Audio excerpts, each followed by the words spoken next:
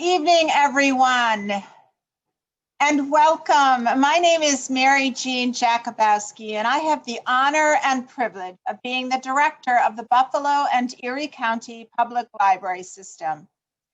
I am so very pleased to welcome friends and family from all over the world to tonight's virtual book launch party for Dear Kamala, Women Write to the New Vice President, compiled and edited by Dr. Peggy Brooks-Bertram. Now, the music you've been listening to was performed by Buffalo's own fabulous Colors Musicians Club, and I hope sincerely that you enjoyed it as much as I did. Tonight, please look forward to an enjoyable, enlightening, and exciting evening of conversation.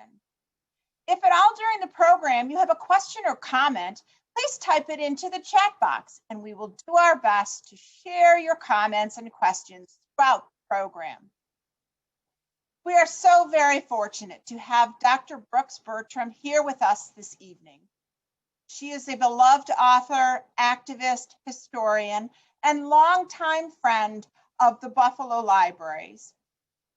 Her previous books include Uncrowned Queens, African-American Women Community Builders of Western New York, which was co-authored by Dr. Barbara Seals Nevergold, and Go Tell Michelle, African-American Women Write to the New First Lady, which is a compilation of thoughtful and encouraging letters to Michelle Obama, who in 2009 became the first woman of color to be the First Lady of the United States. Today, Dr. Brooks-Bertram presents a collection of letters to Kamala Harris, who is making history as both the first woman and the first person of color to hold the office of Vice President. This book presents 100 heartfelt letters and stories from women around the world, offering words of welcome, hope, and advice. As a library, we value and share stories through our collections, exhibits, as well as community partnerships. We collect books and preserve records of past generations, display letters and artifacts that capture a moment in time. And we encourage the idea of storytelling in its various forms and formats as a way to foster social cooperation and understanding of and for one another. Storytelling is truly powerful, allowing us to learn from one another and to plan for a better future. Storytelling is culture, which helps us to build empathy and understanding, love and honor. For tonight's program, we will begin with a musical performance by the talented Arlette Miller-Smith, followed by a poetry reading from a storyteller, bookstore owner, and retired librarian, our very own Sharon Holly. We will then hear selected readings by the authors of the letters included in Dear Kamala. And in conclusion, Dr. Peggy Brooks-Bertram will talk about the creation of this very important and noteworthy book. Now, I'm so very pleased to welcome our Mistress of Ceremonies, Jennifer Parker. Jennifer is a graduate of the State University of New York at Buffalo Law School and Johnson C. Smith University. She is the founder and chief executive officer of Jackson Parker Communications and the Black Capital Network, a small business consulting firm that provides services in support of minority business development. Energized by making all things happen and the love of community, Jennifer is a member of Delta Sigma Theta sorority and the recipient of several professional and community awards. Jennifer, take it away. Thank you, Mary Jean. I'm telling you, and welcome Zoom friends to Buffalo, the virtual Buffalo. But, you know, thank you, Joy. Thank you, Mary Jean, for setting the stage. You guys are hearing the beautiful music of Buffalo's Colored Musician Club, and that's a history within itself. And they have a museum here too. So when you have time, Google it because they're virtual. You can take a virtual tour right now. But anyway, welcome, welcome, welcome. I can't stop smiling because I'm so excited. I had the privilege of working for, what is it, almost 6 months with Dr. Bertram. It was a whirlwind. I heard, I saw on Facebook that she said, I'm going to write a book. Excuse me? She said, oh, I'm going to write a book. So I said, do you need any help? And she said, yes, you're welcome. So I was so glad. It's been such a joy, and I've learned so much from this lady. So I would like to open up, because let me tell you before we open up, because one of our letter writers from Buffalo is going to open up for us. But I want you to know that I heard Peggy Bertram say she put an invitation out for letters and the world showed up. But before the world showed up, Buffalo showed up. And we would like to say thank you. And our first letter writer is Miss Sharon Jordan Holly. She's a retired librarian, Black bookstore owner, and a world-renowned storyteller. And we have so many storytellers that have written in this book. So that's excellent. And she lives in Buffalo, New York. And right now, Sharon, I guess Buffalo, compared to the rest of the country, we have pretty good weather right now. Take it away, Sharon. Good afternoon, everybody. Good afternoon. Dear Vice President Harris, I love the sound of your name.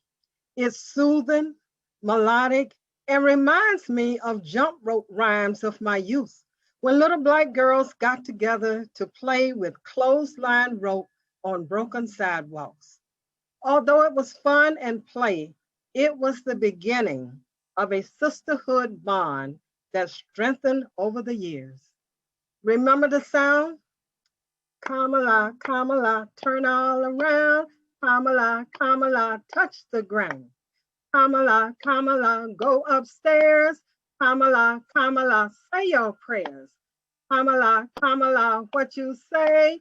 Vice President of the USA. You remember those rhymes. Oh, I remember jump roping and trying to learn how to do the double jump roping, and I could never do that. So let me just say, the journey that you are embarking upon will usher applause and spew venom, often in the same space. However, be encouraged. Hold your head up high. Break the ceiling and touch the sky. We'll see you on Black Lives Matter Plaza in 2021. Blessings. Sharon Jordan Holly, Buffalo, New York. Love it. Love it. Thank you, Sharon. Thank you. I love it. I love it. I love it. So feel free to clap, guys.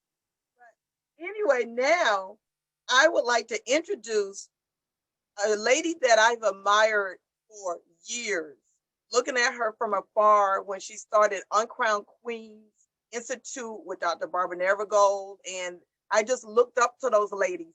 And to be able to work with Dr. Peggy for 6 months has been unbelievable.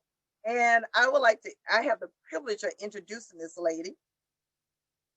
And Peggy is a native of Baltimore, Maryland. She moved to Buffalo, New York in 1986, 2 years after me, Peggy, with her husband, Dennis A. Bertram, and 2 children, Dennison and Lillian Yvonne Margaret Bertram.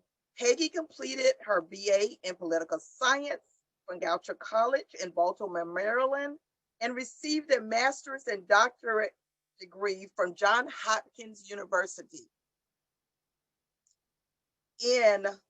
from the School of Hygiene and Public Health. In June 2002, she completed a second doctorate in American Studies from the University at Buffalo. I always kid her that I was working with her because she had intellectual curiosity, and I don't like people who don't think. So she used to laugh when I said that. Dr. Bertram is a multi-talented individual with interests across a broad spectrum, including public education, public health, journalism, creative writing, and independent scholarship on various topics in African American history. She is the founder and CEO of Jehudi Educational Services, an independent consultant firm specializing in K through 12 curriculum development, staff development, and training. Dr. Peggy Brooks-Bertram is the president and co-founder of the Uncrowned Queens Institute for Research Education on Women Incorporated, also known as Uncrowned Community Builders. The uncrownedcommunitybuilders.com is the largest website directory in the world of African American women and their achievements in their community. The website is structured so women worldwide can tell their stories, publish them online, and preserve them for history. The Uncrowned Queens Institute is named for the progressive era historian and racial uplift advocate Drusilla Dungy Houston, and Dr. Bertram is writing about her now. Dr. Brooks-Bertram is an author of many journal articles, books, and other manuscripts. Publications include Drusilla Dungy Houston, Racial Matriarch, an Unmuzzled Mouthpiece in the American West. She is the editor of Dear Kamala, Women Write to the New Vice President, and has served as the author and editor for Letters to the Superintendent, a Community Response in Buffalo. And she is the co-editor of a book that was written in 2008 called Go Tell Michelle, African American Women Write to the First Lady. Ladies and gentlemen, I welcome Dr. Peggy Brooks-Bertram. Thank you so much, Jennifer. Jennifer has been my constant companion for the last 6 months. And when I say constant, I mean constant. And it's been wonderful. So let me share these remarks with you. There is an enormous tradition of letter writing by Black women to other Black women and women of color. Black women have been writing letters to, about, and for themselves for centuries. Even if those letters took the form of songs, rhymes, and drum beats, they told one another of their loves, their losses, their lives, their children, their communities, and their God. Whether carved in stone, hand-painted by cave dwellers, or written on papyri from the Nile Delta, it is a centuries-old tradition. Maya Angelou is in that tradition. So is Drusilla Dungy Houston when she wrote to her girls in the Sepulpa training schools in Oklahoma. And my own mother's telling letters to me, stuck between the frame and the mirror of her grandmother's oak brick front. I wrote letters to my friend Dolores Dickey in East Baltimore when I worked away from home during the summers of my adolescence. There are the letters of Buffalo women, Mary B. Talbot's letters, who, among others, wrote to members of the Culture Club of the Michigan Avenue Baptist Church. Mary Crosby Chappell and her letters and rough drawings of her old homestead, reminding her that she was born in Scratch Ankle, Georgia. Black women wrote letters to Black women seeking their support for various projects, some nationwide, like lynching. But it was their sweet letters, long and strong to themselves. Black women have always been women with many words, and even though buried in both our history and that of others, we spoke and we wrote. Harriet Jacobs tried to share her notes and ideas about her experiences with slavery with Harriet Beecher Stowe, who tried to take them from her. Lillian Williams, Buffalo historian, community activist, and biographer of Mary B. Talbot, has a cache of Talbot letters yet to be fully deciphered. Many were written to Black women asking them to take a public stand against lynching. Maya Angelou wrote a book of letters to the daughter she never had. Others wrote letters to daughters they wish they had never had. Mina Harris, Kamala Harris's niece, wrote letters to Kamala. And our Iowa schoolgirl also wrote a letter to Kamala when the candidate ran for president. Kamala said that that letter persuaded her to run for president. That little girl's prescience words were, "The president is you, and the office is the presidency. We need more people like you to run for president."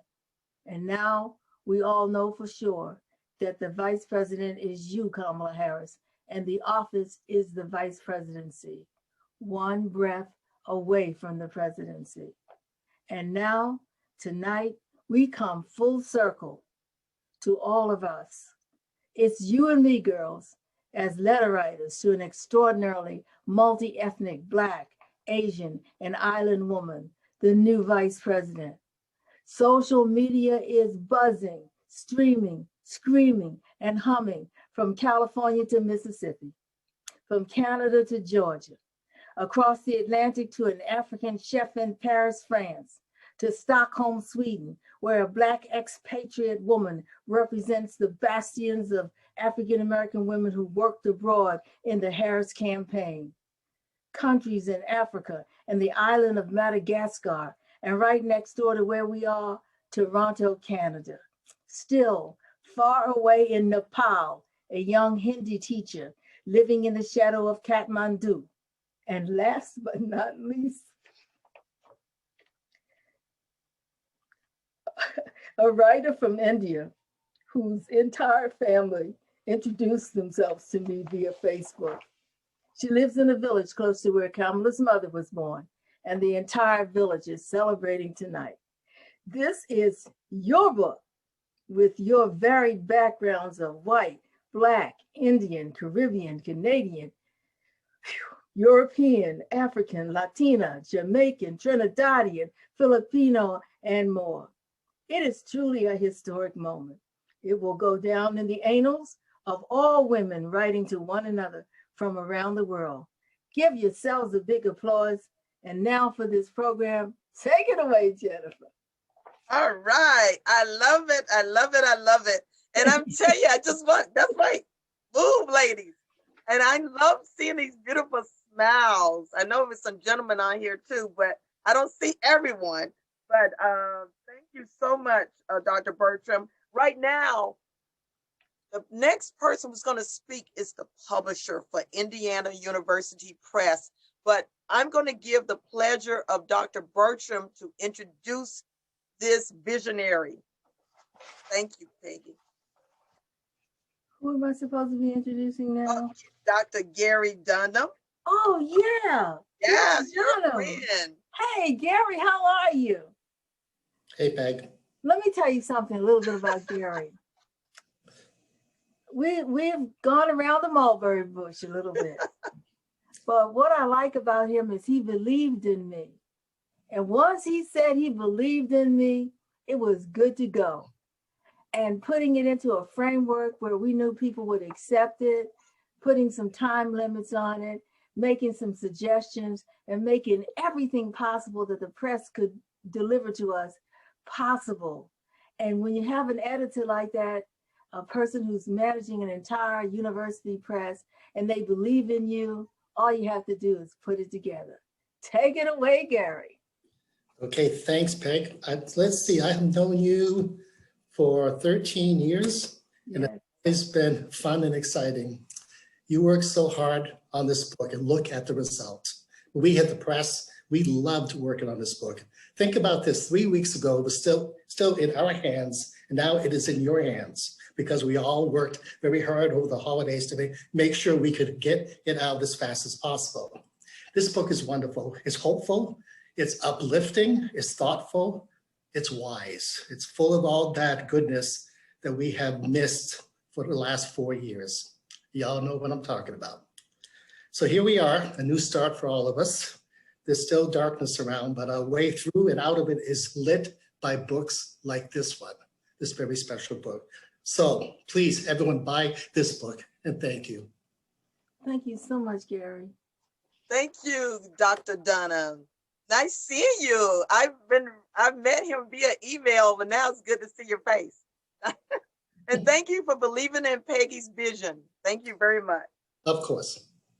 I now Zoom friends we have a special guest that agreed. This is a busy lady, and she agreed to come on board to be a part of this program today. And that is Beverly E. Smith, the National President and CEO of Delta Sigma Theta Incorporated. It's a pleasure. Thank you so much for your time. And what I want you to know, I'm a member of Delta Sigma Theta, and I reside in Buffalo, and Buffalo has a Buffalo alumni chapter president. And that president is a dedicated community leader, Miss Vanita L. Jameson. And I love her so much because I used to run the Buffalo Book Fair. And then one Saturday, she just showed up and she said, "I'm here, Sarah, to help you." And I had never met her before. And it was like she showed up every year. And Vanita, I would never forget that. And that's what Deltas do. It's all about service. It's all about service. But one thing is, we were running so fast. I know that she's an executive with the Buffalo, Western New York FBI, but please correct me and tell me, I want you to tell me your exact title, tell the friends your exact title, and then she's going to introduce our SORA president, the esteemed Beverly E. Smith. Hi, Miss good Vanita evening. Jameson. Hi, good evening, everyone, and thank you to my SORA, Jennifer Parker. Congratulations, Dr. Brooks-Bertram. It is a pleasure to be here. I work for the Department of Justice. Right now, I am coordinator for the applicant program and the foreign language program, going on 22 years, right here in Buffalo, New York. So greetings, everyone. I have been fortunate enough to learn from those who have inspired me to become a better version of myself. The person I'm introducing you tonight is just one of those people. I am humbled and honored to introduce Beverly E. Smith, current president and CEO of Delta Sigma Theta Sorority Incorporated, the nation's largest minority female-owned and operated public service nonprofit organization. Beverly E. Smith is tenacious. She is savvy and a woman truly about her business. An entrepreneur, she is vice president of the HR Group Incorporated, where she has worked for the past 30 years with her husband. She is on the board of directors for the National Council of Negro Women and the Delta Research and Education Foundation. Beverly E. Smith is influential, a recipient of numerous awards, most recently, the Lead 360 Business Organizations Executive of the Year 2020-2021. She has been married for the last 45 years, has 2 adult children and 5 grandchildren. It is a privilege and an honor to welcome my soror and president, Beverly Evans Smith. Welcome to Buffalo. Welcome to Buffalo. Thank you, Sora Jemison. I appreciate the introduction tonight. Now, I will say, even though I am a very proud member and president of Delta Sigma Theta Sorority, I really am here tonight to represent 13 women's organizations who form an organization called United for Women. And we really work together. And one good thing I'll say about Black women and the fact that we are one is that we understand and realize that and recognize it. We decided to form a collaboration to make sure that we got a woman of color in the office that she's in today. And we are so excited about that. We are very active in terms of social action. So tonight, I will say I'm wearing my purple for Women's Suffragette Movement and for our Sora Shirley Chisholm, who was the first woman to run for United States office of president of these United States. But I want to read the letter. I want to spend my time, and let me first say I'm representing Alpha Kappa Alpha, Zeta Phi Beta, Sigma Gamma Rho, the Links Incorporated, National Council of Negro Women, National Coalition of 100 Women, Jack and Jill of America, the Girlfriends, Top Ladies of Distinction, Women's Roundtable, Black Women's Roundtable, National Cares Mentoring, and the Black Women's Agenda. 5 million of us came together. And I want to spend my time to share the letter that I wrote for our organizations for Kamala.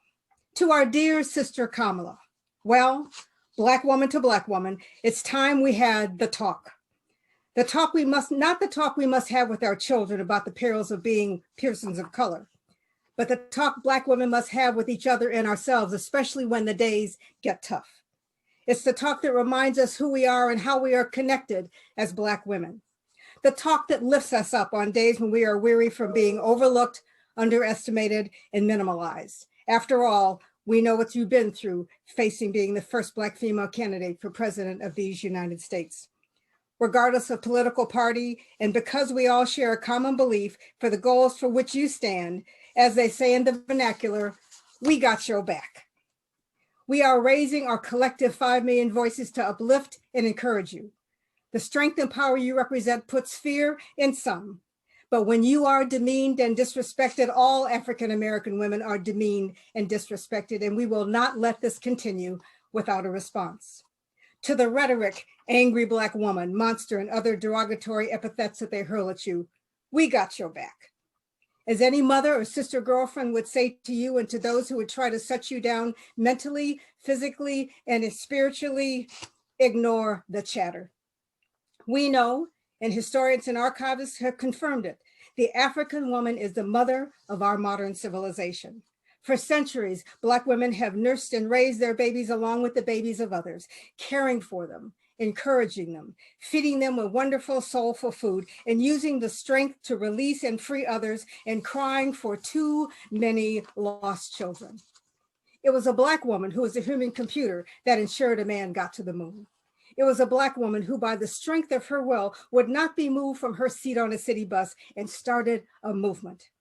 It was a brave Black woman who took her folding chair to the table when she could not get a seat in any political party and became the first woman who ran for president of these United States. And it is Black women who have raised powerful children alone and become public advocates for themselves when the men of the movement are murdered. Never forget that you come from strong, resilient ancestry, and you will not be defeated by lies and character assassination. We, Sisters United for Reform, speak out to demand that these attacks stopped. Sister Kamala, let your skills and experience be evident and never devalued as an asset. Let the power of your voice be heard and never minimized or silenced. Let your presence be awesome and never flagrant. Let your integrity be steadfast and never compromised. Let your intelligence be respected and never denied. Let your light continue to shine and never be dimmed by demagoguery, divisiveness, or delusion. Remember, Sister Kamala, we've got your back. Loved it, loved it, loved it. Yes. Had to hold back the tears. I felt so proud, especially when you said, you started out about Shirley Chisholm. She spent her retired years here in the Buffalo area. And I know that Dr. Bertram got to meet her and know her. And it just makes you so proud. I remember her. I was in high school and I remember seeing her say, "I'm running for president of the United States." Her articulation was so wonderful. Thank you. Thank you so much. Thank you. Thank you so much. Thank you, Benita. Thank you so much for being here. And apologies for, we have to catch up. We have to catch up. Thank you. And now we have some wonderful letter writers and some wonderful leaders in this book to Dear Kamala. And I'm getting ready to introduce you to one that's not very far from the Buffalo. She's in Rochester, New York. And that is Dr. Arlette Miller Smith. Dr. Smith will provide you with remarks. Dr. Arlette Miller Smith wrote the foreword in the book. She is a respected leader in higher education, a retired associate professor of English at St. John Fisher College in Rochester, New York. She was employed at St. John Fisher for over 20 years. She helped launch the college African American Studies minor. And Dr. Miller Smith is also the founder of Rochester's African American Women's Gospel Choir. As a dedicated community leader, Dr. Miller-Smith has received numerous community and professional awards. Dr. Arlette Miller-Smith will provide remarks after you hear from, I think that Dr. Peggy Brooks-Bertram want to say something before Arlette speaks. All I can say about Arlette is that I was floored by her poetry in a book called Go Tell Michelle. I have never read the poem that she wrote unless I cried. We, in anticipation of you. Oh my gosh. Arlette, I want you to know that I have loved you from the first with that poem. Telling us we in anticipation of you, we taking us from the slave ships all the way from Africa to the Virginia coastline and reminding us of what we did and how we survived and all the things that we had to put into place to be who we were. And you talked about women I had never heard of. I want you to know that I looked their names up, every single one of them. I did. And so you were the first person I thought of in terms of doing this book. I love the music of your writing. It made me cry, always. The rhythm of your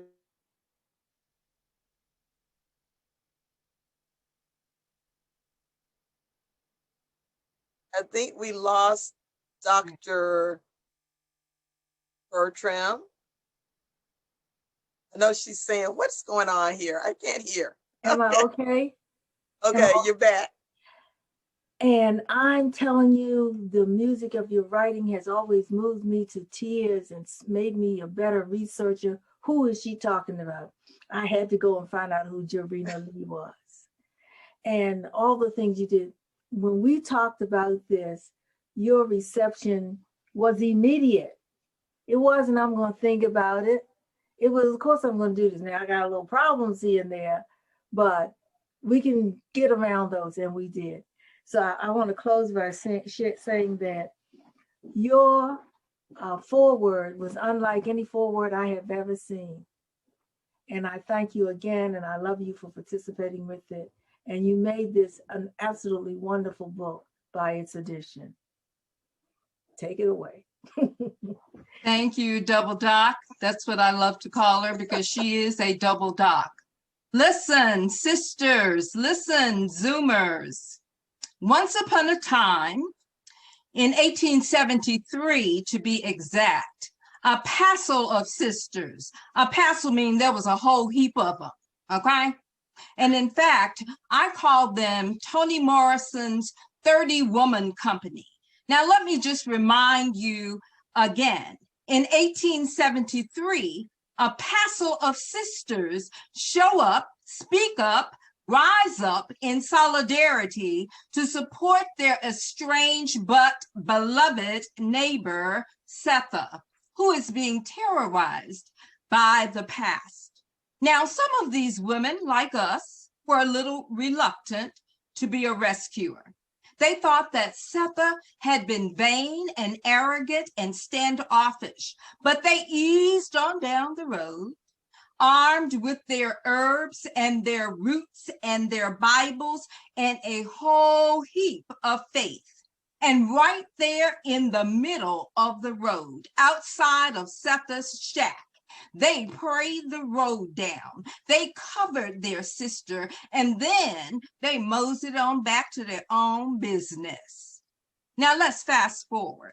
147 years later, in 2020, this woke company of 100 willing women, workers, and baby beauties stand up, buckle up, and write up their determination that they are going to lift up not Setha, but a senator, then vice presidential candidate named Kamala Harris, who was weaned from the womb to lead.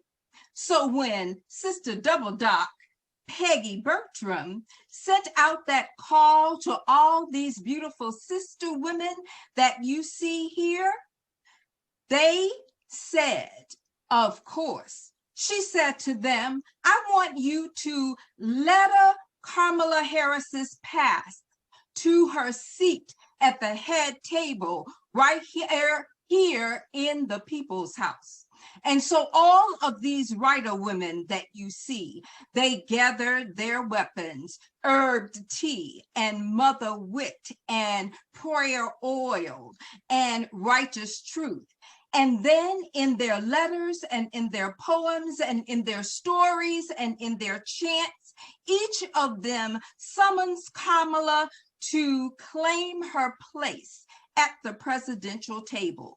They are confident that she will win the seat, and we know how that went, okay?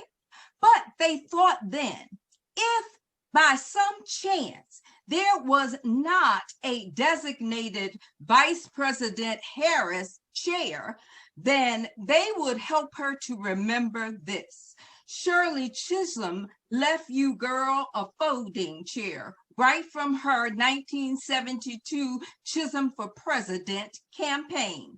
And so then the women thought, now how difficult could it be for Harris to not earn a seat at the table?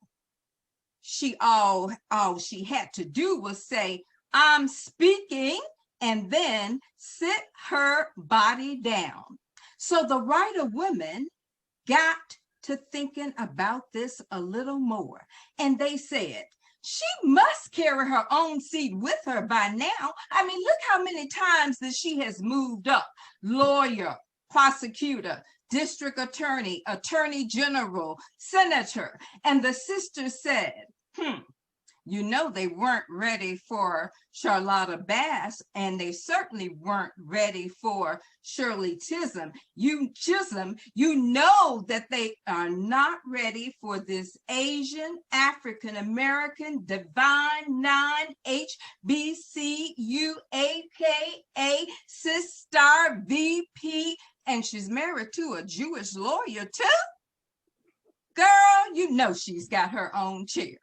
So Zoomers, thank you for coming tonight.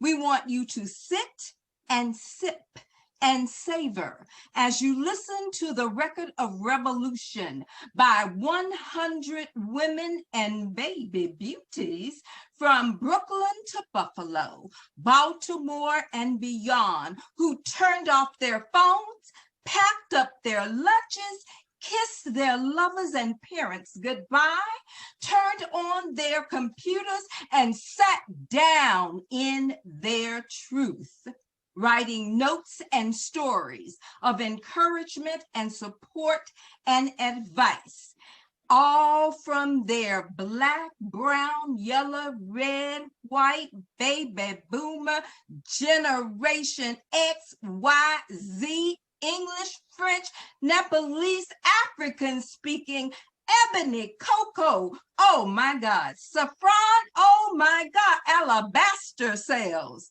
That was saffron. I got so excited, you know, I couldn't go on. Alabaster sales, and to the head and the heart of the bloomed lotus flower we call Kamala, they said, girl, you got it going on. Wow. Love it. Thank you, Thank Dr. you so Miller much. Smith. Thank you so much.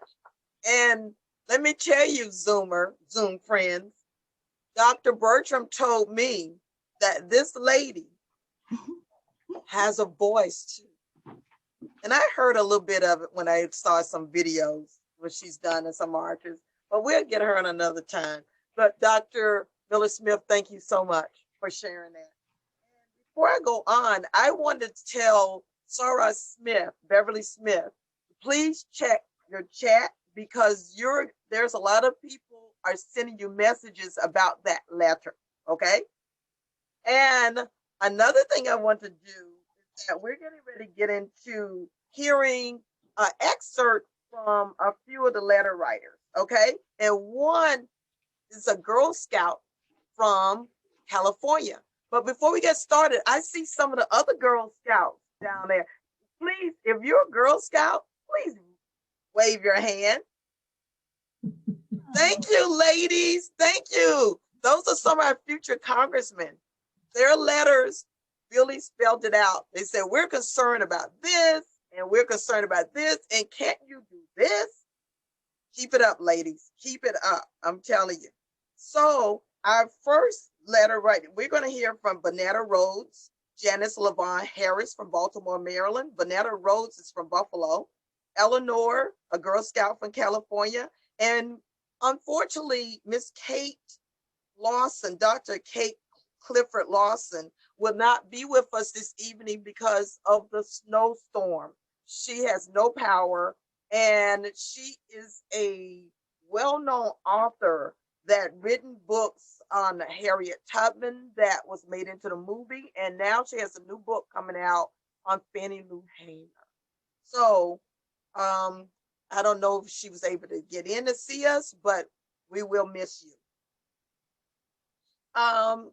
But one thing somebody just told me, we can order those books from Zawadi Books, a Black-owned company owned by one of our letter contributors. And yes, indeed, Miss Sharon Holly. And so our first letter reader, Bonetta, letter writer, and she will be reading an excerpt from her letter. Bonetta T. Rhodes is a spoken art performer. She lives in Buffalo, New York, and is a member of Ujima Theater Group. She is also an ardent community activist, great storyteller, great actress. Miss Bonetta, I don't see her. Where is she?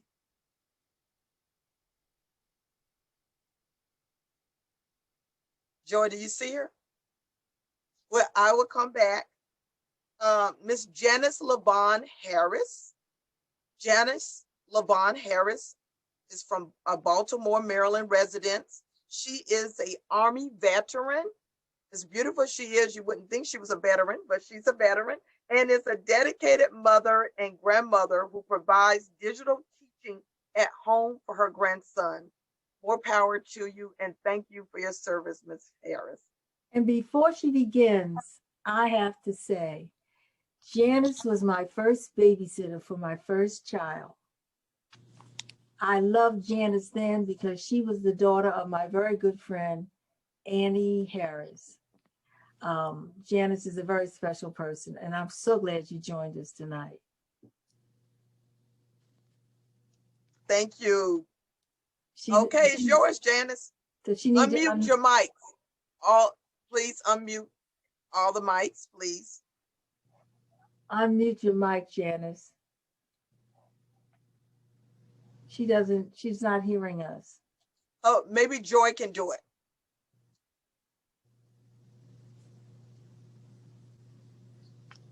Joy, where's Joy? There we are.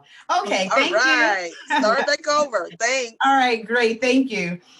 Good day, and thank you for the opportunity to bring attention to an issue that is near and dear to my heart, that affects the most vulnerable among us, our children, and the issue of child safety, specifically as it relates to custody and custodial access. While all of my children are now grown, at age 58, I am parenting, nurturing, educating, protecting, relentlessly advocating for, and stabilizing an extraordinary grandchild for almost 6 years. There are thousands, tens of thousands of us grandparents, and the numbers are growing, who are parenting grandchildren who were abandoned. What laws can support grandchildren what laws can support grandparents and even great-grandparents in their efforts to care for these children? How can the federal government acknowledge and provide financial and respite relief for the growing population of caregivers? Also, how do we effectively protect children and keep them safe in lieu of custodial access when disclosures of abuse and maltreatment are received? Moreover, the government has a duty to pass laws and policies for the stewards of the state and the courts to help protect children and support caregivers, especially us grandparents, who, by the way, are giving up our lives to raise our grandchildren and keep them out of the foster care system. In closing, why is the United States of America guilty of not effectively protecting children? And where are the hundreds of children unlawfully taken from their parents at our borders who are now missing and unaccounted for? We, as a country, must do better by our future leaders, our children. Thank you. Thank you very much, Janice. Thank you so much. Thank you. Thank you. And our next, and then I just found out Vanetta is here. And so, but we're going to go to our next letter writer, which is Eleanor, a Girl Scout from California. But I'm going to give the honor of her introduction to her Girl Scout leader, who sent us a Facebook message saying, I have 11 young ladies from California who would like to write a letter. Can we? And that was a day before everything was due to you, Gary, the publisher.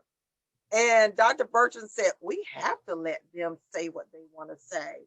So Kristen did her magic and helped us. Thank you, Kristen, for reaching out.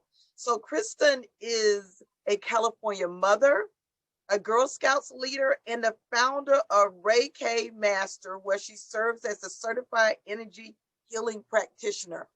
Kristen, you turned the right. She got the letters to us. She got permission slips to us. She got photos to us in a record time. Thank you. Thank you. It is so amazing to see your beautiful faces, not just emails. Yes, you know, I couldn't have made it happen if you ladies weren't equally as organized. And, you know, I put the call out to the rest of the Girl Scout parents and girls, and I said, you guys, if we get our letters in this weekend, we can be in the book. And everyone was in. We were just absolutely honored. And, you know, we were all, even before this book, we were already talking about having the girls pay tribute to Kamala somehow as the first, you know, woman vice president. That's what Girl Scouts is all about, is empowering women. So this just was the perfect opportunity. So we are completely honored. Our Girl Scout troop is in Palo Alto, California. And so, you know, we also have a soft spot for Kamala as our senator. So we have loved her for many years over here. And so we had 10 girls write letters, and all of the girls are in 5th grade. And thank you so much for inviting Eleanor to read hers. And without further ado, I will let Eleanor come on. Thank you, Kristen. Dear Vice President Harris, I wonder, how do you feel about how the country is run right now? What do you do as Vice President? If you could change one thing for our country, please make sure that everyone gets an education, whether they are a girl, a boy, American, Japanese, Mexican, or Indian. I think that everyone has the right to be taught by teachers and learn. I also think that America needs to work on driving less and stopping the spread of pollution. Maybe we could have a holiday where people try to stop using gasoline. Global warming is getting very dangerous for polar bears and Arctic animals because the glaciers are melting. If global warming keeps up, polar bears will be extinct. Also, because of all the trash we throw in the ocean, sea creatures' homes are being destroyed and turtles are being killed because they think that plastic bags are jellyfish. Sincerely, Eleanor. Eleanor, thank you so much. I'm telling you, those letters, get the book. Those letters, you will see, that gives you hope for our future congressmen and presidents. These ladies are so in tune about what's happening to America and how to make America better. They didn't complain in their letters. They provided solutions. So maybe they may be a little bossy, but that is a good trait for female leaders, okay? So, but to me it is. But anyway, thank you so much, Eleanor. We really appreciate it, okay?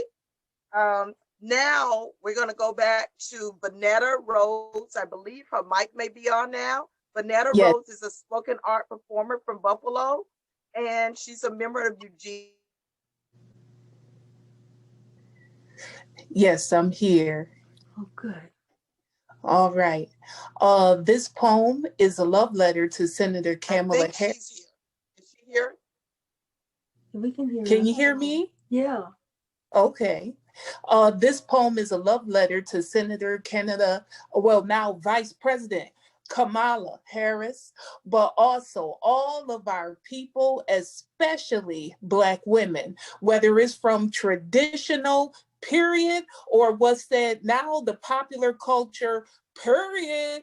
This poem is about the knowledge and energy synergized in the power of period. And this is a time for action now. And we vote, period. And we voted, period. And now she's our first woman of color vice president. I called my mom and she said, vote, period.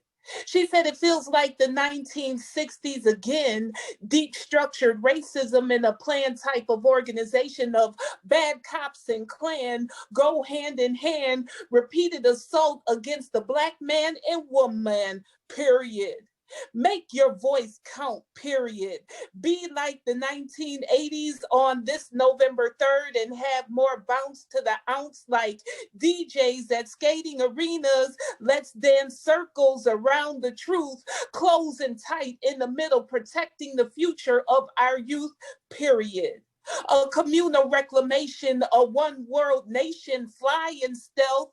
And this time we got you surrounded in a bigly way. Not on this election day. Let a real motion be carried in the Supreme Court of Human Rights, where the personal is political. Black votes matter, so don't believe the hype, period.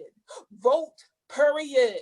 Go to the polls, ballot boxes, and post offices. Wear your mask, gloves, and social distance yourselves away from rulers who want monarchy instead of love-based parties. Period. Vote, period. Vote early and vote now. If you don't know, you better ask somebody how. Period. Our ancestors died for this brother, period. So we can no longer lie for this brother, period. Vote, period. Vote, period. When it comes to the survival of humanity, there is no other choice. Only your voice, period. Your vote is your voice, period.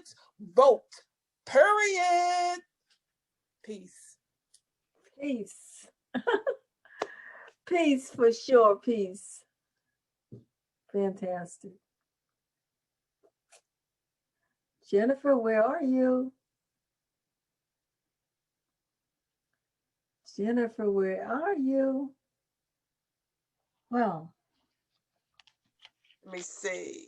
Can you hear me, everyone? Good, good, yeah, good. we can. Okay. Okay, I would like to introduce. We're going to hear from Dr. Shauna L. Smith. And Shauna is the assistant professor of English at Jackson State University. She's a native of Kentucky, and she specializes in African-American literature and has a particular interest in young adults and social action. And I believe Dr. Bertram wants to talk to you about Shauna's letter and it's being a bridge to the next generation. And before we hear from Shauna, read from her a portion of her letter. Dr. Peggy? Yes. Well, I was especially. I don't know if can she hear me? I can hear you. Can you hear me? Yeah. I can hear you. Okay. I'm so glad that Dr. Shauna Smith is here. She was introduced to me by Arlette Miller Smith and Dr. Smith. And yes.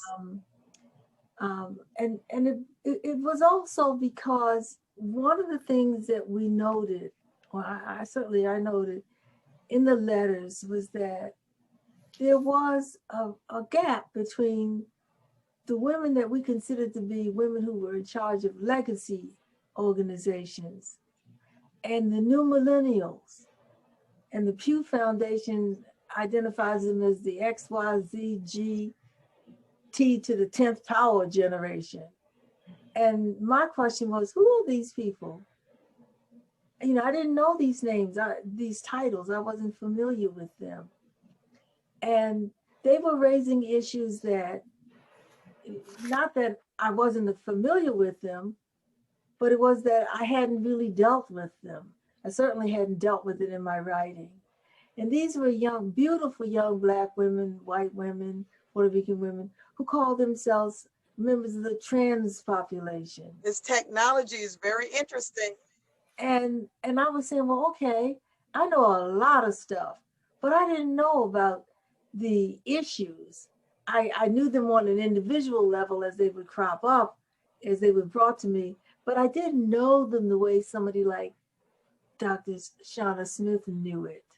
And I thought that if we had a letter from her, she could kind of walk us over that bridge that we didn't have before.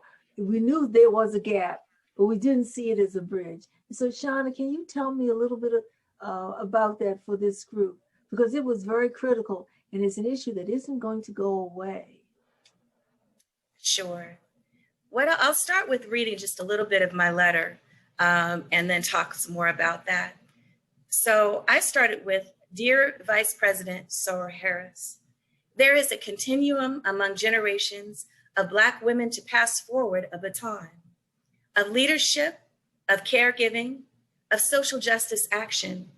Ours, Generation X, couched between one who dragged 20th century civil rights into televised existence and another recording 21st century revolutions to uphold and keep those rights, has a unique positioning. We who are the beneficiaries of social justice movements, who are often still firsts and seconds, as you are the first South Asian and the second Black woman to serve as senator in the United States history, are just social justice conduits. We keep the mantle, then teach, model, and pass on the significance and weight to this new generation. Generation Zeal. I call them Generation Zeal, as they fervently and righteously poured into the streets during this pandemic, wearing masks to protect both George Floyd and Breonna Taylor's murders by law enforcement. They indignantly and incorrectly insisted that they are not their ancestors and will demand the justice that never seems to come if you are not white, male, and privileged. Yet it is up to us to show them that they are us, the ones who came before them. They are of us, and as they move forward to organize and lobby, we must help them recognize the continuum of Polly Murray, Constance Baker Motley, Diane Nash, and you. Now in the public eye and on a political platform, Generation Zeal sees you. So I wrote this letter thinking of not just the students that I teach at Jackson State, where I teach them English, but I teach them that through social justice literature. I wrote it after what I saw when we saw so many communities in the United States and around the world kind of pour into the streets and lead marches in protest. And I remember thinking to myself when Jackson had theirs, that I have got to be there. I've got to be a presence. I was nervous about going, to be honest, because I hadn't set foot outside of the house during pandemic. But I said, I cannot teach about this and not participate in this. So I wanted to make sure that I showed up. But what really impressed me was that it was Generation Z who was leading this. It was young women, one in particular who was a recent high school graduate, and others that were college students. And I was so impressed by their leadership and how they were guiding the rest of us forward. And so this letter is for them. And so I did include all, various aspects of this community, from the Stoneman I think it's Silverman Bridges High School, what happened in Parkland, Florida, and the leaders that came out of that high school that became leaders, but also everyone from Anaya Eastman, that was a part of that, Naomi Wadler, that was a part of that, and also Naomi Osaka, who announced before the US Open that before I'm an athlete, I'm a Black woman. And she made this statement while wearing a mask with the names of Breonna Taylor and George Floyd and Trayvon Martin, really to show the world that she knew was watching her, that she cared about the things that were going on around her. So that's who I wrote this letter for. And the richness of this letter, and that it adds to the book, shows our recognition of the fact that there is a bridge and we have to join hands over it.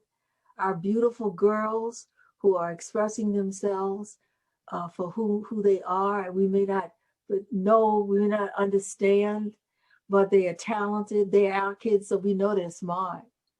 And we know that they're trying to work through who they are, what their life is to be, and we have to be there with them. And I was so struck at how little I knew about so many things, but it also set me on a trail of knowing that I'm a part of the legacy organization, and I extend my hand to those who are in the generation X, Y, G, and D, and to the 10th power.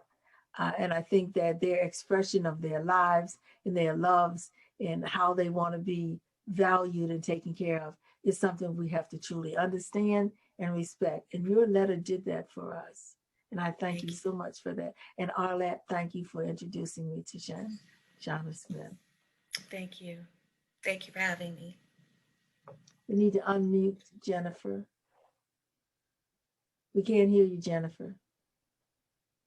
We thank you so much, everyone. We have a couple more letter writers, and then we're going to, you're going to be able to have a Q&A with Dr. Peggy Brooks-Bertram. Katiana Weems, is she here? She's one of our letter writers, young letter writers, filmmaker from Baltimore, Maryland. She teaches editing and visual storytelling at Baltimore School for the Arts. She's an award-winning director, cinematographer, and editor. And her work has been screened internationally and featured in New York Times. Is she with us? I hope she is. Hi, Tatiana. Hi, how are you? Okay. Hi. Well, okay, take it away. Of course, I'm just going to go ahead with my letter. It's very, very brief. I just wanted to, in my letter, really take a look at a lot of the things that a lot of people my age were really sort of struggling with, especially this election season. Vice President Harris, these times are strange, harrowing even. As a young Black queer female, the weight of it all seems to trap me. Like in those dreams where you try and run, but you barely move forwards, like you're running through quicksand, and whatever it is that's chasing you inevitably catches up and you wake up, or I guess perhaps fall asleep. These times are disheartening, but you bring with you the potential promise of something better. I know many people my age, especially those existing within minority groups, are going out to polling booths begrudgingly, offering support as a way out of the current situation, but not necessarily because they want to. And personally, I don't know how I feel. I know that I wish I could go back to worrying about things like the housing market and not if I'll lose one of my trans friends or family members, or if one of my brothers will lose their lives to police violence. And I know that I believe in you, and that I am proud of everything that you've done thus far. You have our support behind you, but please vote for us as we vote for you. Thank you. Thank you so much. Thank you. Thank you for taking the time from your directing to come on today. And Katiana. She is a Washington, D.C. native who splits her time between Western Sweden and Washington, D.C. Dr. Bertram? Yes. Oh, this is for, oh my goodness. So Adriana Smith is And, Adriana George, I'm sorry. And let me tell you about Adriana George. Where is she? There she is. Oh my goodness. I met her online. She's an expatriate from the United States to Stockholm, Sweden. And I met this beautiful woman in some other work that I had done earlier when I was trying to put together another book of letters. And then I stayed in touch and I watched the work she did. And she heads up like the Black Democratic Caucus out of Stockholm, Sweden. And so our Black women are really, they are doing it anywhere they put down roots, any country, they start doing great things. And Adrienne was out there for Sister Kamala. And so Adrienne, I'm so glad to see you. Please say a few words. Thank you, Double Doctor, my Shiro, someone that I admire and look up to, someone, as you mentioned, that I first met when you were doing this incredible project for then, who was going to be our first lady, Michelle Obama. So gosh, that's been a while ago. You look more beautiful today than you did then. I have to say, and it's true. We all know that's true. I want to read just to clarify what Peggy said, because I am active with Democrats Abroad Black Caucus, but I'm not running the Black Caucus. It's another fabulous sister named Angela Fobbs, originally from Ohio, who lives in Germany. But what Peggy has seen is me amplify all of her work that she's doing, and that's one of the things that I do. I try to amplify all the wonderful things that we are doing in Europe. Our Black women in Europe, what they're doing. I feel like that's my calling. So I use my platform to amplify, and that's doing that work brought me to Peggy. And she gave me the opportunity to put a few words together about Kamala. And this is what I wrote. It was late in the evening when the Swedish news broadcast announced that Joe Biden selected Senator Kamala Harris to be his running mate in the upcoming presidential elections. I woke up the next morning and asked my Swede if I had been dreaming. He confirmed it did indeed happen, and I broke into a happy dance. My HU, Howard University Bison alum and sister in the Divine Nine, was making history by becoming the first Black Indian woman vice presidential candidate on a major political party ticket. Well, I had already been working on get out the vote efforts with Democrats Abroad, Global Black Caucus. This announcement gave me new impetus to reach as many overseas Americans as possible. Our votes matter. Our votes can be the margin of victory in key states. Members of the Divine Nine around the world are excited. I've talked to some of them. They all want to see Senator Harris take her rightful place. Black women vote, and let's make sure we do this in this historic election. When you called out Howard University and the Divine Nine in your acceptance speech, my heart burst with pride. Go Kamala, go Bison, HU, you know. Thank you. Thank you so much for being here, Adrienne. Oh my goodness, this is fantastic. And I see another person who is Terry Wisdom from Harlem, New York. Harlem. Take it away, Jennifer. You know what? I see so many of the writers here. You know, I'm so sorry. The weather must be working on my Zoom connection also. So it's been going in and out. So I want to apologize. The next person we have is Arcana. Is Arcana on? Was she able to get on? I know she had said she wanted to. She is from Nepal, a little village from where I think Kamala Harris' mother is from. And I know she emailed us and said she wanted to get on. So let's give her some time. They're like a whole day away. Yes, indeed. We'll give her some time, but we'll go on. You know what? If she comes on, we'll go back. We'll go back. Right now, we want questions. We're going to start the Q&A. Anyone that has any questions for Dr. Peggy Brooks-Bertram, please add your questions to the chat. and we will make sure she can hear the questions and take it away right now. They're waiting. They say, please post your questions in the chat.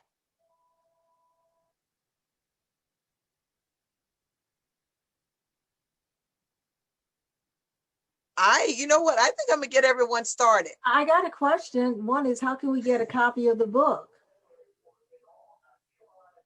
All right. I think they're gonna put in the chat. We have 2 local, if you're in Buffalo, we have 2 local bookstores, Talking Leaves. And Miss Sharon Holly, you wanna give information about your bookstore? You had to unmute. We need, Yes, we are. She's unmuted.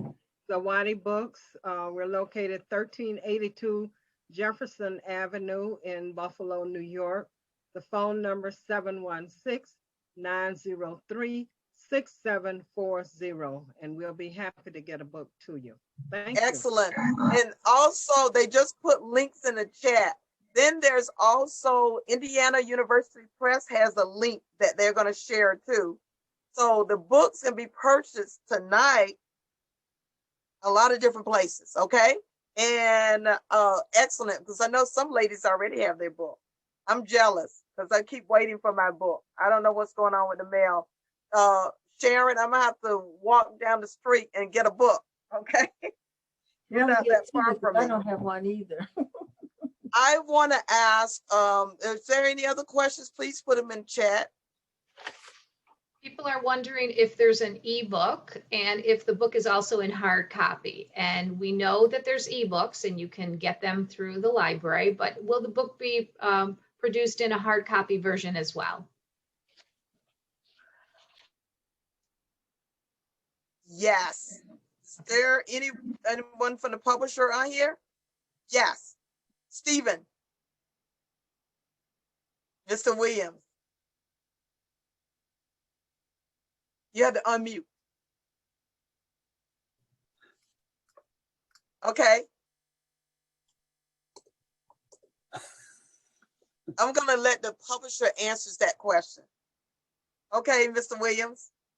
Well, thank you very much. Wonderful event. It was really moving. I was talking to Gary on our own chat line while everything was going on. I got to say, it's been a real honor to work on this book. Unfortunately, the book is paperback only. It's not going to be available in hard copy, but the ebook is available. I would encourage everyone to buy from their local bookstore, because we love local bookstores much more than we like even doing sales from our own website. But if you're not in Buffalo, I posted the link to our website in the chat. So if you want to buy a copy and you're not in Buffalo, come to us. Don't go to Amazon. You know, it's on Amazon. We do business with them, but obviously they are the great evil. We don't support Amazon. If you use the code VEEP at checkout, you'll get 30% discount. But do go to your local bookseller first, because we love them more than we love ourselves. But the book will be available in ebook, but it's paperback only. Unfortunately, there is not a hard copy edition at this point. So we didn't have enough of time. We had to hurry up and get this book done. Exactly. You know, this book didn't become a reality for us until the middle of November. And it usually takes us about 18 months to 2 years to turn a book from a manuscript into a real physical book. So the fact that we've done it in 2.5 months is really a testament to how wonderful the book is, and how much we're willing to back Sister Double Doc, as I'm now told her. I'm going to call her forever now. I'm not going to call her Peggy. She is now forever Sister Double Doc, if she will allow me to call her that. But yes, we support this book. You know, we love it. It's been an honor working with everyone. Jennifer, Peggy, Joy. You know, if I'm not saying thank you to the right people, I should be, and I apologize. But it's been a real privilege and honor.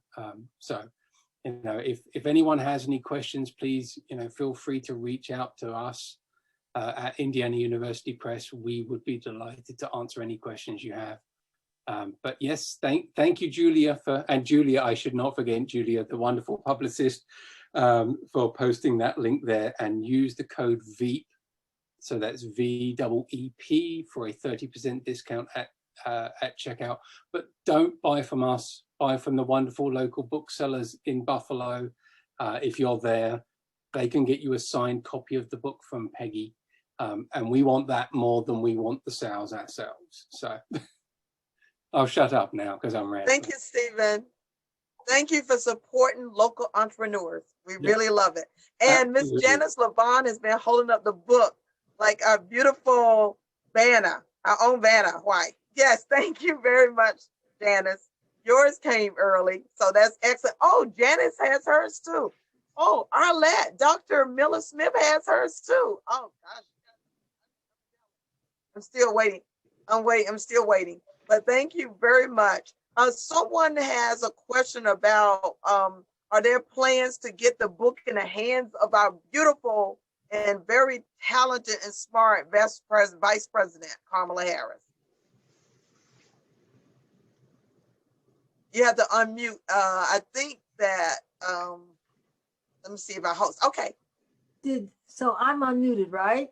Yes. Yes. So what I know is that there are a host of people who are working in parallel lines, I guess, to get the book to Kamala Harris.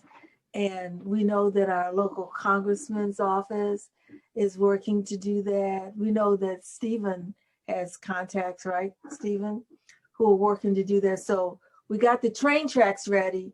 The train is on the track. We just need to put some coal in the engine. Is that a good way of saying it? But what we want to be able to do, of course, it would have been nice to be able to do tonight, is to have been able to have them call in and say, we got the book and we thank you for this. That did not happen, but the train tracks are laid and, we're getting ready to head into the station. And so our goal is for that to happen. Because what I thought originally when we started, the idea was that we could get this book finished, I think, correct me, Jennifer, during the campaign, because we thought that if we could get her staff to just read a part of a letter every day throughout the campaign, she would really see that there were people out there, especially African-American women, Asian women, Latino women, they were out there pushing her to be successful, praying for her, wanting her to be successful, but we weren't able to do that. And I'm telling you, you might think that just because you have a book published and in hand, that somebody can go up and hand it to the vice president. It doesn't work like that. Nobody knows how it works, quite frankly. No, but there's some make it happen people that are working on making it happen. Yes, it's going to happen. It's going to happen. As soon as it does, we're going to have another celebration. Okay. But it's going to get in. They are working hard to make it happen. And it's many people. I saw our local congressman has his people working on it, the publishers. It's going to happen.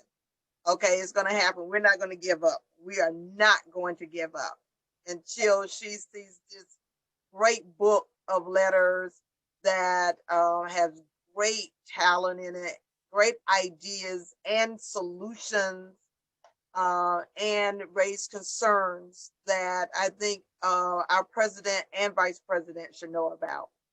I would like to add that to Terry Wisdom, who has joined us, who was gracious enough to interview me a couple of times on the Harlem Network News. I mean, this is going full blast, making sure that people in Harlem have their newscasts coming straight out of where they live, and Terry is doing that. And Terry, I just want to answer your question that regarding, I think maybe getting the book, and we could follow up with that. But Terry is really doing a stunning job in Harlem. And to Kapaya Merrill, I'll find a way to sign your book as well. you know, as well as the other ones. In fact, the press has will give me a whole bunch of signature plates, which will be stuck in each of the books. And I will sign those in advance, especially for the Buffalo people who can go here to Sharon's bookstore and to the Talking Leaves. I will sign those and make sure they get in the books so that you will have my signature. Thank you. Thank you. Are there any other questions? Am I missing anything? You know, there's one more question as we hit into almost 8:30, and it's how can all these beautiful queens here stay connected? Well, all right. Thank goodness for social media. It is imperative, let me tell you, it's imperative that we stay together. It's unheard of that a group of women who never saw one another, never knew one another, that they could come together across continents, across cities and states, countries and all, come together for one common goal, and that is to tell another one of us that we got our back. We have to stay together. And the reason, one of the other reasons we have to stay together is because just being in the vice president's office means a lot. But what means everything is putting structures in place to keep her there. That means doing the work of a person like Stacey Abrams everywhere in this United States, and everywhere that we have a chance, and that's everywhere, to vote, to express our will, to express our interest in what we solidly believe in, and letting people know that we won't be fooled for a moment about what is involved here.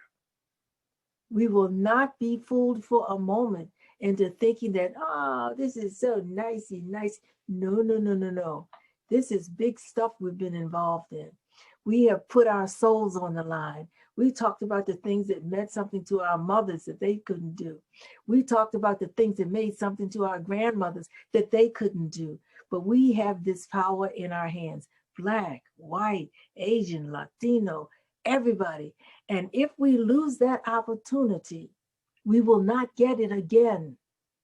This is the moment. This is the moment where we start talking to one another and meaning what we say and doing what we say we're going to do. And this has everything to do with the politics socially of all of us coming together and sharing a major responsibility for one another. And we keep together. Why? Because I got your numbers, honey. Jennifer is the person who can organize the organizing out of organizing. Jennifer we have the names and addresses, the phone numbers and everything, and you have mine. And I'm telling you that as we build this base, a database of people around the world, we got Adrian George and she's chomping at the bit in Sweden. And you can get online and see what she does. We got this network. We got stuff to use. We got Terry Wisdom putting her newspaper experience and her TV experience in hand, drawing together Harlem. She's reaching out to all of us. We got the Girl Scouts. We got young children. They're talking about the polar bears now, but they'll be talking about organizing like Stacey Abrams in about 10 years, if not less. And we got artists like Celeste Lawson and Vanetta Rhodes and Sharon, and all across the world, we have young people who are willing to stand together and to fight for what we believe in. And even though we may not know quite just yet, we are well on the road to being able to form a unified group of people who can come back, and we can write a book anytime we feel like it. All right. Thank you, Dr. Bertram. There are some people, I want to encourage everyone to order a book from a local bookseller or the university press line, and they will mail the book to you. Dr. Bertram is going to sign, I don't think she's going to mail any books, but she's going to sign these signature cards and make sure they get to the booksellers. So her signature you can affix her signature in the book, okay?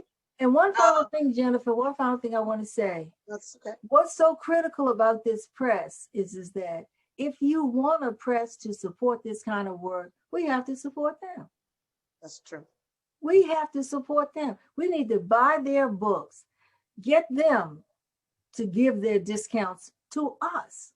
Let's buy their books from them. And we don't have to go through the big giants. We can go to them. That's the way they survive. And that's the way we can survive. I'm telling you, when you go to Google and you put your name in, it comes up. When I put my name in, 5 to 6 pages of Google has nothing but Peggy Brooks-Bertram. It's unreal. And so we need to go to the press, buy the books, buy as many as we can, ask them for discounts if they can afford it. That's how we get the word out. I mean, this is just, I'm done. Any other questions before our hosts close it out for us? Gracious host. Yes.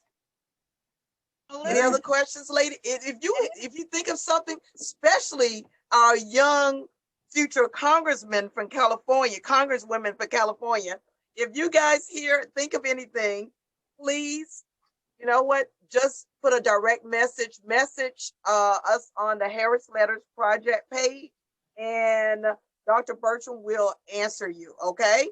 And I would like to say hello, Vicki. Hello, ladies, Harris letter writers from Rochester, all over the United States and all over the world. You are precious, you are talented, and I've learned so much working on this project. And Jennifer, one other thing. This is regarding Dr. Beverly Smith. When I got a call a few months ago, around about midnight, yes, from Janetta Cole, I was stunned.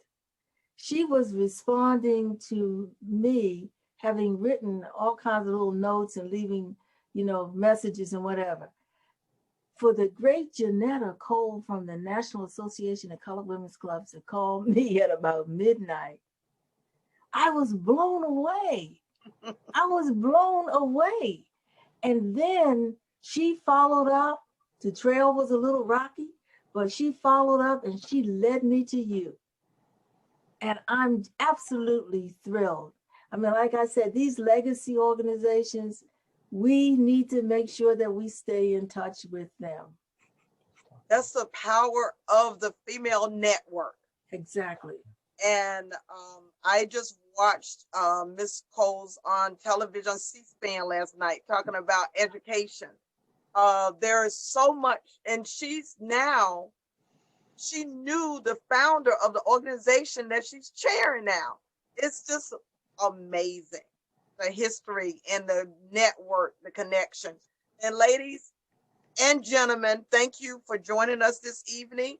And I'm gonna throw it back over there to Miss Mary Jean Jakubowski. Thank you, director. Thank you so much, Jennifer, and thank you so very much, Dr. Brooks-Bertram. Double doc is what we now know you as, and so that's just so exciting. This evening was absolutely inspirational, and I cannot thank you enough for reaching out to the Buffalo and Erie County Public Library, and we are so excited to be in support of your book and promote that everyone get a copy of this book. Go to Zawadi Books on Jefferson Avenue if you're here in Buffalo, or Talking Leaves on Elmwood. Talking Leaves is a local bookstore. They also have it online, but we absolutely adore our friend Sharon Holly. So Zawadi Books. And of course, I would be remiss if I didn't mention again that the book will be available through the Buffalo and Erie County Public Library System. So please visit our website at www.buffalolib.org for additional information. Now, this program has been recorded, and we will be posting this to the library's Facebook page and to the Harris Letters Project Facebook page for later viewing. We expect to have it posted before noon tomorrow, and I know all of us are going to want to listen again, continue to participate, to reach out to our double doc at the Harris Letters Project. And thank you again, all of you from around the world, for joining us this evening. And we wish all of you a wonderful, safe, and warm, and just enjoyable evening. Thank you, everyone. Thank you. Bye, ladies.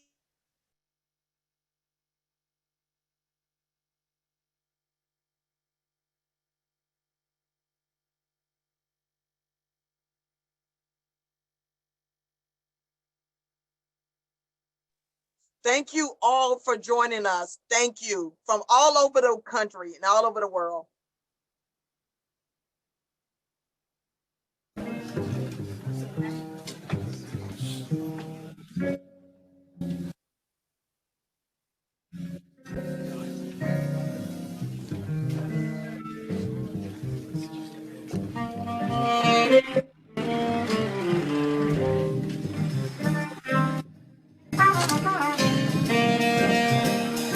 Thank